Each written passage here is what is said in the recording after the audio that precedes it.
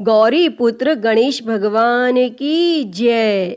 श्री शिवाय नमस्तुभ्यम। प्रिय भक्तजनों, सोमवार का दिन भगवान शिव को समर्पित है। इस दिन लोग भगवान शिव के लिए व्रत रखकर पूरे दिन भूखे रहकर भगवान शिव को प्रसन्न करने की कोशिश करते हैं। जो व्यक्ति सोमवार के दिन पूजा करते हैं उन्हें मनोवांछित फल अवश्य मिलता है। सोमवार व्रत के दिन भगवान शिव के पूजन के पश्चात सोमवार व्रत की कथा पढ़नी अथवा सुननी चाहिए, क्योंकि इसके बिना यह व्रत अधूरा माना जाता है।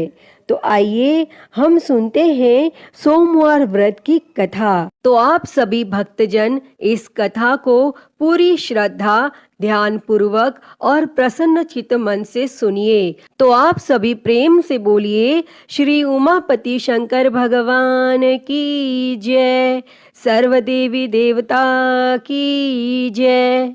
एक बार की बात है, माता पार्वती शिवजी को पति रूप में प्राप्त करने के लिए घोर तप कर रही थी और उनके तप को देखकर देवताओं ने शिवजी से देवी की मनोकामना को पूर्ण करने की प्रार्थना की। तब शिवजी ने माता पार्वती जी की परीक्षा लेने सप्त ऋषियों को भेजा और सप्त ऋषियों ने शिवजी के सैकड़ों अवगुण गिनाए, परंतु पार्वती जी को महादेव के अलावा किसी और से विवाह मंजूर नहीं था। भक्तजनों, विवाह से पहले सभी वर अपनी भावी पत्नी को लेकर आश्वस्त होना चाहते हैं। इसीलिए भगवान शिवजी ने स्वयं भी पार्वती जी की परीक्षा लेने की ठानी और भगवान शंकर प्रकट हुए और पार्वती जी को वरदान देकर अंतर ध्यान हुए।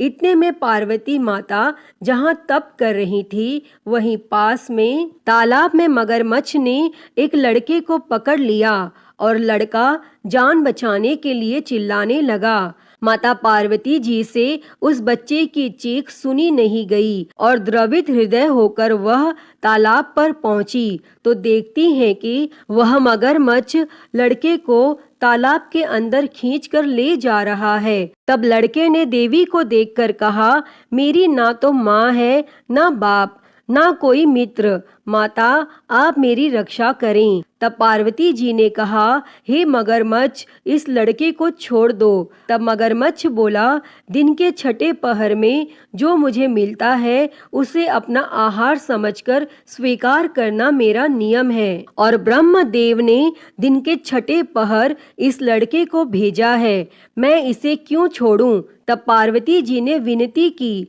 तुम इसे छोड़ दो, बदले में तुम्हें जो चाहिए वह मुझसे कहो। तब मगरमच्छ बोला, एक ही शर्त पर मैं इसे छोड़ सकता हूँ। आपने तप करके महादेव जी से जो वरदान लिया है, यदि उस तप का फल मुझे दे दो तो मैं इसे छोड़ दूंगा। तब पार्वती जी तुरंत तैयार हो गई और उन्होंने कहा, मैं अपने तप का फल तुम्हें देने के लिए तैयार हूँ, लेकिन तुम इस बालक को छोड़ दो। और मगरमच्छ ने समझाया, सोच लो देवी, जोश में आकर संकल्प मत करो। हजारों वर्षों तक जैसा तप किया है वैसा देवताओं के लिए भी संभव नहीं है। उसका सारा फल इस बालक के प्राणों के बदले चला जाएगा। तब माता पार्वती जी ने कहा, मेरा निश्चय पक्का है, मैं तुम्हें अपने तप का फल देती हूँ, तुम इसको जीवन दे दो। और तब मगरमच्छ ने पार्वती जी से तप दान करने का संकल्प करवाया और तप का दान होते ही मगरमच्छ का देह तेज से चमकने लगा और मगरमच्छ बोला, हे पार्वती, देखो तप के प्रभाव से मैं तेजस्वी बन गया हूँ। तुमने जीवन भर की पूंजी एक बच्चे के लिए व्यर्थ कर दी। चाहो तो अपनी भूल सुधारने का एक मौका और दे सकता हूँ। तब पार्वती जी ने कहा, हे ग्राह, तब तो मैं पुनः कर सकती हूँ, किंतु यदि तुम इस लड़के को निगल जाते तो इसका जीवन वापस नहीं मिल सकता था। और देखते ही देखते वह लड़का अदृश्य हो गया और मगरमच्छ भी लुप्त हो गया। तब पार्वती जी ने विचार किया, मैंने तब तो दान कर दिया है और अब पुनः तप आरंभ करूंगी। और पार्वती जी ने फिर से तप करने का संकल्प लिया। तब भगवान सदाशिव फिर से प्रकट होकर बोले, पार्वती भला अब क्यों तप कर रही हो? तब पार्वती जी ने कहा, प्रभु मैंने अपने तप का फल दान कर दिया है। आपको पति रूप में पाने के संकल्प के लिए मैं फिर से वैसा ही घोर तप कर आपको प्रसन्न करूंगी। और तब महादेव जी बोले, मगरमच्छ और लड़के दोनों रूपों में मैं ही था, और तुम्हारा चित्त प्राणी मात्र में अपने सुख दुख का अनुभव करता है या नहीं, इसकी परीक्षा लेने को मैंने यह लीला रची थी। अनेक रूपों में दिखने वाला मैं एक ही हूँ। मैं अनेक शरीरों से अलग निर्विकार हूँ। तुमने अपना तप मुझे ही दिया है, इसीलिए अब और तप करने की कोई जरूरत नहीं है। तब देवी ने महादेव को प्रणाम कर प्रसन्न मन से विदा किया। तो सभी प्रेम से बोलिए, शंकर पार्वती भगवान की जय। हर हर महादेव। प्रिय भक्तजनों, आइए अब सुनते हैं सभी मनोकामनाओं को पूरी करने वाली अगली कथा। एक समय की बात है, एक गांव में भगवान शिव जी का परम भक्त एक ब्राह्मण रहता था। वह ब्राह्मण जब तक रोज सुबह ब्रह्म मुहूर्त में उठकर नित्य कर्मों से निवृत्त होने के पश्चात भगवान शंकर का पूजन नहीं कर लेते थे, तब तक उन्हें चैन नहीं पड़ता था। और जो कुछ भी दान दक्षिणा में आ जाता, उसी से वह ब्राह्मण अपना गुजारा करते थे। और दयालु इतने थे कि जब भी कोई जरूरतमंद मिल जाता तो अपनी क्षमता के अनुसार उसकी सेवा जरूर करते थे। और इस कारण शिवजी के परम भक्त ब्राह्मण देवता गरीबी का जीवन व्यतीत कर रहे थे। और ब्राह्मण की इस दानी प्रवृत्ति से उनकी पत्नी उनसे चिढ़ती तो थी, किंतु उनकी भक्ति परायणता को देख उनसे अत्यधिक प्रेम करती थी। इसीलिए वह कभी भी उनका अपमान नहीं करती थी। और साथ ही अपनी जरूरत का धन वह आस पड़ोस में मजदूरी करके जुटा लेती थी।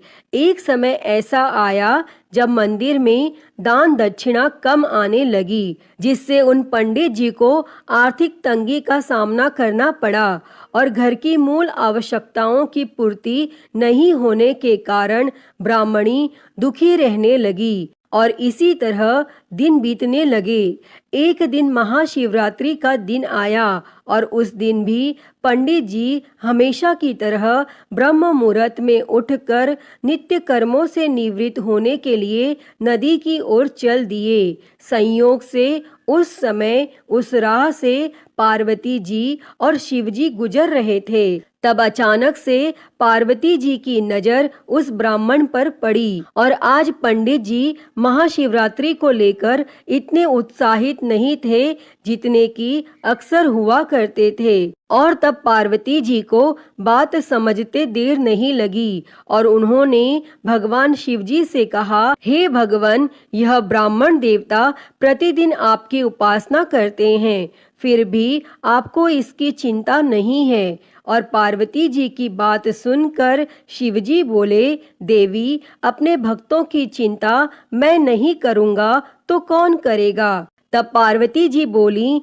तो हे महादेव, आपने अब तक इसकी सहायता क्यों नहीं की? तब शिवजी बोले, देवी, आप निश्चिंत रहिए। अब तक उसने जितने बिल्व पत्र शिवलिंग पर चढ़ाए हैं, वही बिल्व पत्र आज रात्रि में उसे धनपति बना देगा। और यह बातचीत करके पार्वती जी और शिवजी तो चल दिए, किंतु संयोग तो देखिए, उसी समय उस राह में एक व्यापारी गुजर रहा था और उसने छुपकर शिवजी और पार्वती जी का वार्तालाप सुन लिया। तब व्यापारी ने अपना दिमाग चलाया, अगर बिल्व पत्र से ब्राह्मण धनपति हो सकता है तो फिर मैं क्यों नहीं हो सकता। और यही सोच वह ब्राह्मण के घर पहुंच गया और ब्राह्मण से बोला, पंडित जी, आपने अब तक जितने भी बिल्व पत्र शिव पूजन में चढ़ाए हैं वह सब मुझे दे दीजिए और बदले में मैं आपको 100 स्वर्ण मुद्राएं दूंगा। तब पंडित जी ने अपनी पत्नी से पूछा तो वह बोली, पुण्य का दान ठीक तो नहीं है, किंतु अगर आपका मन करे तो दे दीजिए, और हमें धन की जरूरत है, इसीलिए दे दीजिए। और तब पंडित जी ने सारे बिल्व पत्र बोरे में भरकर सेठ जी को दे दिए, और बिल्व पत्रों का बोरा लेकर सेठ जी पहुंच गए मंदिर, और शिवलिंग पर चढ़ाकर देखने लगे कि कब शिवजी कृपा करेंगे और कब वह और धनपति बन जाएगा। तब प्रतीक्षा करते करते सेठ जी को आधी रात हो गई, और सेठ जी चमत्कार देखने के लिए बहुत उतावले हो रहे थे, और आखिर में तीसरा पहर गुजरने के बाद सेठ जी के सब्र का बांध टूट ही गया, और क्रोध में आकर सेठ जी ने शिवलिंग को झंझोरने लगे। फिर अचानक ही चमत्कार हुआ, और सेठ जी के हाथ शिवलिंग से ही चिपके रह गए। तब उन्होंने बहुत प्रयास किया, किंतु हाथ हिले तक नहीं।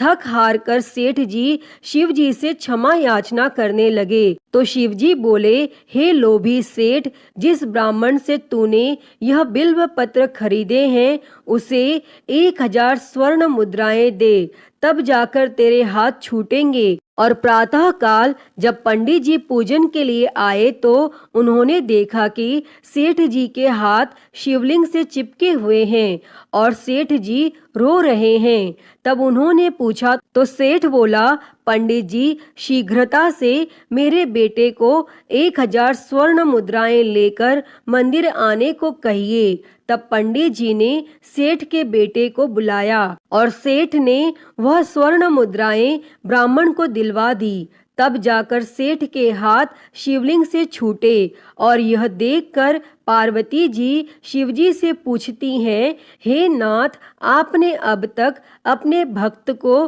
कोई धन नहीं दिया। तब शिवजी बोले, देवी, मेरे पास कहाँ धन है जो मैं दूंगा, किंतु मेरा भक्त अब गरीब नहीं है, यह तुम स्वयं देख लो। और 1000 स्वर्ण मुद्राएं मिलने के बाद ब्राह्मण और ब्राह्मणी सुखी से अपना जीवन यापन करने लगे। अतः हे भगवान शिव जी, हे माता पार्वती, जैसी कृपा आपने उस ब्राह्मण पर की, ऐसी ही कृपा इस कथा को कहते, सुनते और हुंकारा भरते सभी पर करना। तो सभी प्रेम से बोलिए, शंकर पार्वती भगवान की जय। तो प्रिय भक्तजनों, आइए अब मनोकामनाओं को पूरी करने वाली दूसरी कथा को सुनते हैं। इस कथा को सुनने से ही व्रत संपूर्ण माना जाता है। उससे पहले आप सभी प्रेम से बोलिए, भगवान भोलेनाथ की जय, माता पार्वती की जय। किसी नगर में एक साहूकार रहता था। उसके घर में धन की कोई कमी नहीं थी, लेकिन उसकी कोई संतान नहीं थी, जिस वजह से वह बेहद दुखी था। पुत्र प्राप्ति के लिए वह भगवान शिव के प्रत्येक सोमवार का व्रत रखता था और पूरी श्रद्धा के साथ शिवालय में जाकर भगवान शिव और माता पार्वती जी की पूजा करता था।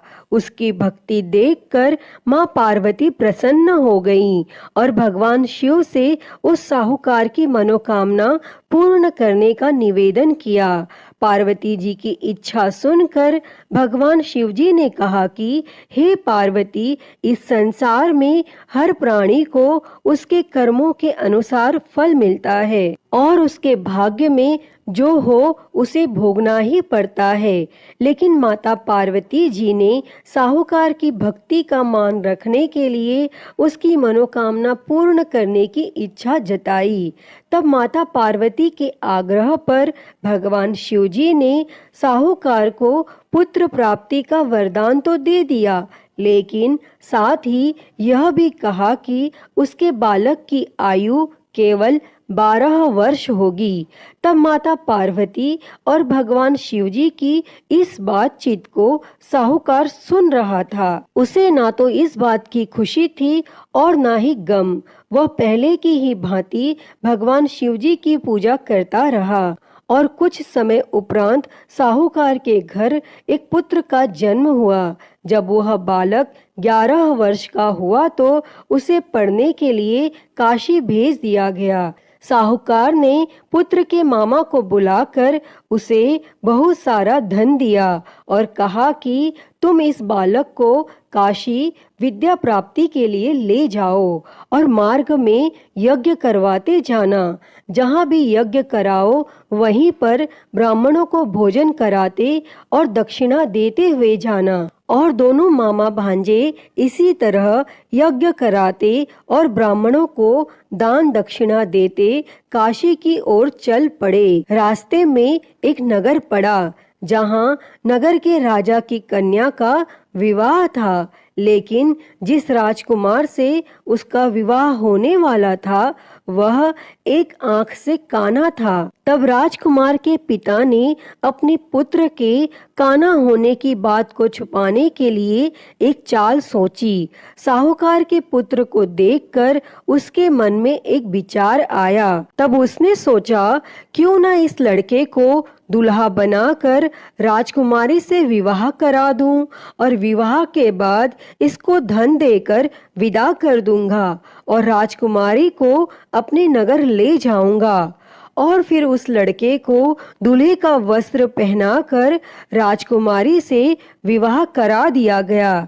लेकिन साहूकार का पुत्र एक ईमानदार लड़का था। उसे यह बात न्याय संगत नहीं लगी और उसने अवसर पाकर राजकुमारी की चुन्नी के पल्ले पर लिखा कि तुम्हारा विवाह मेरे साथ हुआ है, लेकिन जिस राजकुमार के संग तुम्हें भेजा जाएगा वह एक आंख से काना है। मैं तो काशी पढ़ने जा रहा हूँ। तब राजकुमारी ने चुन्नी पर लिखी बातें पढ़ी तो उसने अपने माता पिता को यह बात बताई। तब राजा ने अपनी पुत्री को विदा नहीं किया और फिर वह बारात वापस चली गई। दूसरी ओर साहूकार का लड़का और उसका मामा काशी पहुँचे और वहां जाकर उन्होंने यज्ञ किया और जिस दिन लड़के की आयु 12 साल की हुई उसी दिन यज्ञ रखा गया।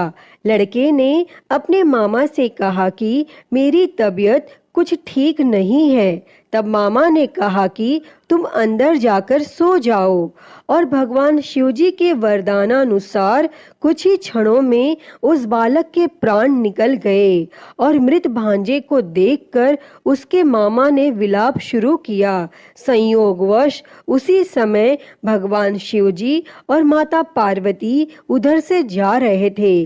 तब माता पार्वती ने भगवान शिवजी से कहा, प्राणनाथ, मुझे इसके रोने के स्वर सहन नहीं हो रहे।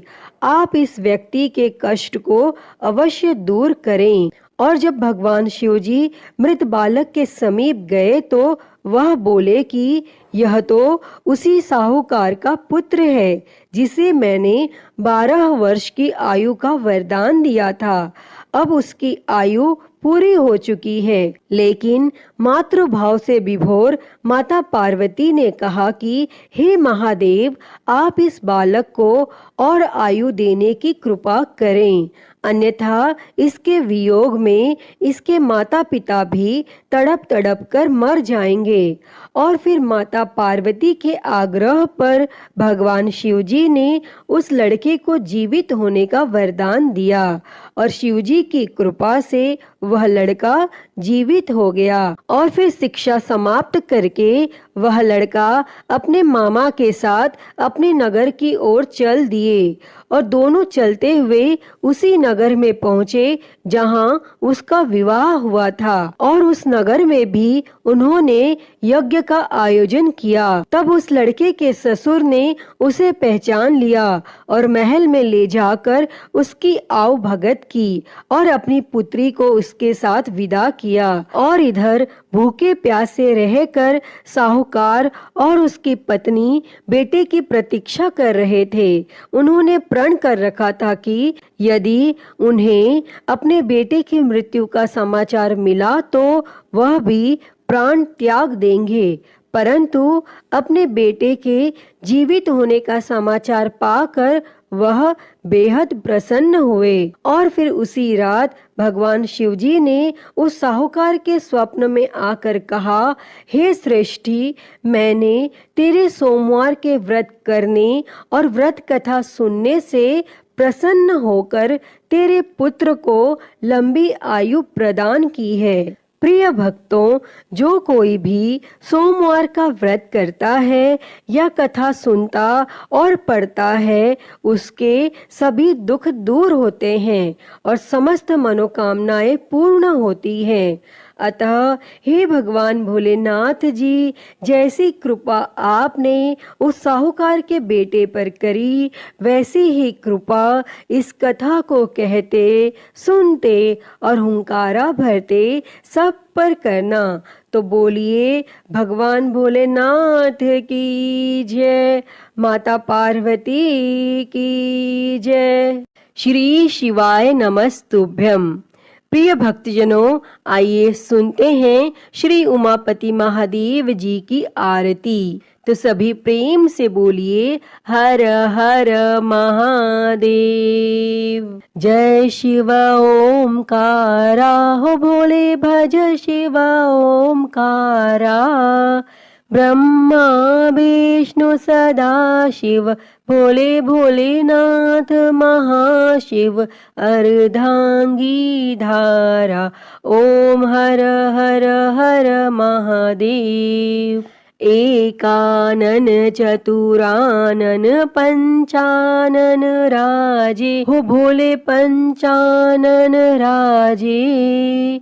हंसासन गरुड़ासन, हंसासन गरुड़ासन। वृषवाहन साजे, ओम हर हर हर महादेव। दो भुज चार चतुर भुज, दस भुज अति सोहे, हो भोले दस भुज अति सोहे। तीनों रूप निरखता, भोले जी का रूप निरखता। त्रिभुवन जन मोहे, ओम हर हर हर महादेव। अक्षमाला बनमाला मुंडमाला धारी, भोले मुंडमाला धारी।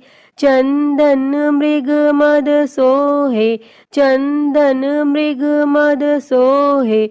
भोले शुभकारी, ओम हर हर हर महादेव। श्वेतांबर पीतांबर बाघांबर अंगे, भोले बाघांबर अंगे। सनकादिक ब्रह्मादिक, सनकादिक ब्रह्मादिक। भूतादिक संगे, ओम हर हर हर महादेव। कर के मध्य कमंडल चक्र त्रिशूल धरता, हो भोले चक्र त्रिशूल धरता। जग करता जग भरता, जग करता जग भरता। जग संहार करता, ओम हर हर हर महादेव। ब्रह्मा विष्णु सदा शिव आजीवन एका, हो बोले जानत अविवेका। प्रणव अक्षर के मध्य, ओम अक्षर के मध्य। ये तीनों एका, ओम हर हर हर महादेव। काशी में विश्वनाथ विराजे नंदी ब्रह्मचारी, हो बोले नंदी ब्रह्मचारी। नित उठ दर्शन पावत, रुचि रुचि भोग लगावत। महिमा अति भारी, ओम हर हर हर महादेव। त्रिगुण स्वामी जी की आरती जो कोई नर गावे, हो बोले जो कोई नर गावे। कहत शिवानंद स्वामी जपत हलाहल स्वामी, सुख संपत्ति पावे। ओम हर हर हर महादेव। जय शिव ओमकारा, हो भोले भज शिव ओमकारा। ब्रह्मा विष्णु सदा शिव, भोले भोलेनाथ महाशिव। अर्धांगी धारा, ओम हर हर हर महादेव। ओम हर हर हर महादेव। अच्युतं केशवं राम नारायणं कृष्ण दामोदरं वासुदेवं हरे। श्रीधरं माधवं गोपिकावल्लभं जानकी नायकं श्रीरामचन्द्रं भजे। हरे राम राम राम हरे हरे, हरे कृष्णा कृष्णा कृष्णा हरे हरे। हरे राम राम राम हरे हरे, हरे कृष्णा कृष्णा कृष्णा हरे हरे। बोलिए भगवान श्री रामचंद्र जी की जय। वृंदावन बिहारी लाल की जय। काशी विश्वनाथ महादेव की जय। श्री गणेश जी महाराज की जय। माँ भगवती की जय। धर्म की जय हो, अधर्म का नाश हो, प्राणियों में सद्भावना हो, विश्व का कल्याण हो, गौ हत्या बंद हो, गौ माता की सेवा हो, विश्व में शांति हो। ओम शांति शांति शांति ही। ओम नमः शिवाय, नमो नीलकंठाय। ओम नमः पार्वती पते, हर हर महादेव। हर हर महादेव, हर हर महादेव हर। प्रिय भक्तजनों, मैं उम्मीद करती हूँ कि आपको यह कथा पसंद आई होगी, और अगर वीडियो अच्छी लगी हो तो इसे लाइक करें, ज़्यादा से ज़्यादा शेयर करें, और कमेंट में हर हर महादेव लिखना ना भूलें। और हरिहर भक्ति चैनल पर अगर आप नए हैं तो इस चैनल को सब्सक्राइब कर नोटिफिकेशन बेल को ज़रूर ऑन कर लें। हर हर महादेव। धन्यवाद।